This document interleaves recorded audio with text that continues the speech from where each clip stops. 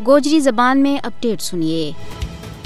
جیت ایک پاس ہے دنیا پارما خواتین کے خلاف تشدد کا خاتمہ کو عالمی دن منائے جا رہے ہیں۔ اوت مقبوضہ ریاست جموں کشمیر میں خواتین کے خلاف بھارتی فوجیوں کا مظالم اور جبر ختم ہونے کو نہ نہیں لے رہا۔ کشمیری خواتین نے بھارتی فوجیوں کے ہاتھوں مسلسل ظلم و ستم کو سامنا کرنا پڑ رہا ہے۔ مقبوضہ ریاست جموں کشمیر میں 1989 تو لے کے اون تک 2300 تو زیادہ خواتین بھارتی درندہ کے ہاتھوں شہید جبکہ 22,951 بیوہ ہو چکی ہیں۔ مقبوضہ ریاست جموں کشمیر میں خواتین نام نہاد محاصرہ اور تلاشی کاروائیوں کے دوران بھارتی فوجیوں کے ہاتھوں جنسی تشدد کی وجہ نال دہشت اور صدمہ کی نہ ختم ہونے والی آزمائشوں کو سامنا کر رہی ہیں۔ بھارتی صفاق کشمیری عوام کی تذلیل اور تحقیر کرنے واسطے کشمیری خواتین جنسی طور پر ہراساں کر رہے ہیں۔ مقبوضہ ریاست جموں کشمیر میں گزشتہ 33 سالوں تو بھارتی فوجیوں کے ہاتھوں 11,256 خواتین ہراساں اور انہاں کی آبرو ریزی کی گئی۔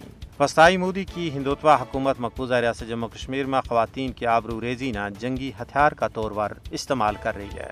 کشمیری خواتین نہ مقبوضہ ریاست جموں کشمیر میں اپنا پیاراں کی جبری گمشدگی کے ذریعے ذہنی اور جسمانی اذیت دیتی جا رہی ہے۔ مقبوضہ ریاست جموں کشمیر میں سوانیہ کے خلاف جنسی تشدد کو سہارا لینے والا بھارتی فوجیاں نہ انسانی حقوق عالمی ادارہ نے دستاویزی شکل دیتی ہے۔ انسانی حقوق عالمی ادارہ نے مقبوضہ ریاست جموں کشمیر میں خواتین کے خلاف بھارتی فوجیوں کی بربریت کو نوٹس لینا چاہیے۔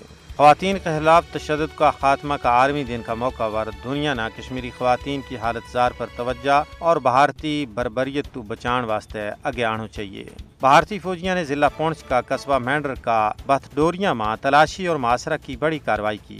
نئی دہلی کی بدنام زمانہ تہاڑ جیل میں جموں کشمیر لبریشن فرنٹ کا غیر قانونی طور پر نظر بند چیئرمین محمد یاسین ملک ویڈیو کانفرنس کے ذریعے جموں کی ایک خصوصی عدالت میں پیش ہوا اور اپنے خلاف 33 سال پہلا درج کیا گیا ایک جھوٹا مقدمہ میں ایک گواہ پر جرح کی۔